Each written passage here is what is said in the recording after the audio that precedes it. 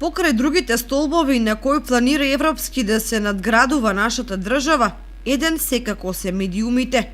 Нивната трансформација од зависни од политичари и политиката во независни веќе 3 години се одвива со бран на забрзано затворање.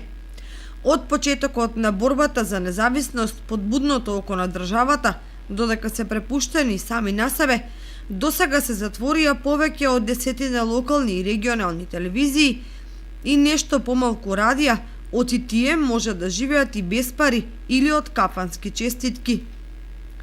Бидејќи во најсиромашниот источен дел на Северна Република Македонија, медиумите се најсиромашни и се помалку ги има.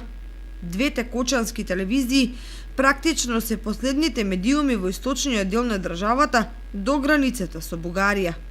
Телевизии немаат Виница, Берево, Пехчево, Делчево, Македонска Каменица, а згаснаа 1-2 радија кои вртеа малку музика.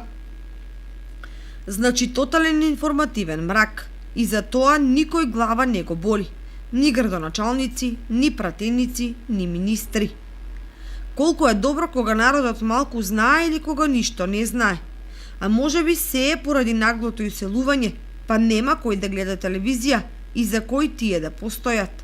Плюс, нема да останат гледачи за турските филмови, чии глумци им останаа најдобри пријатели на повозрасните, кои останаа да ги чуват домовите на иселените потомци.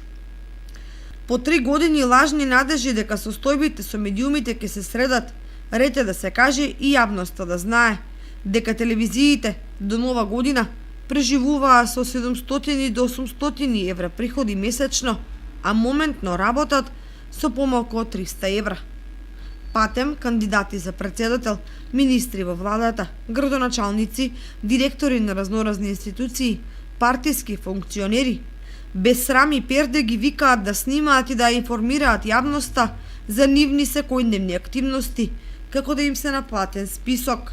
После се едно е сигурно, властите можат да се менуваат и да се напаѓаат за се и се што, ама државата, системот мора да функционираат. Никој не е избран да го забранува тоа право на директен или индиректен начин. Дури ако за целата оваа медиумска каша попара има некаква стратегија и најцрна да е, на луѓето од фелата треба да им се каже.